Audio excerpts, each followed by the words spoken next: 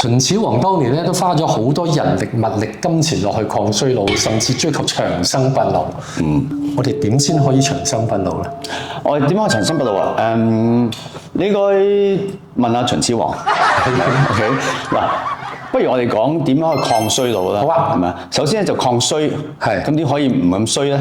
我就會開開心心做人咯，係冇錯即係我覺得保持自己嘅情緒穩定，同埋偏向於我會選擇正面啲去睇件事咯。呢個非常重要，所以我哋咧就係叫抗衰不能抗老。老就冇得講噶啦，會有噶啦嘛，係咪？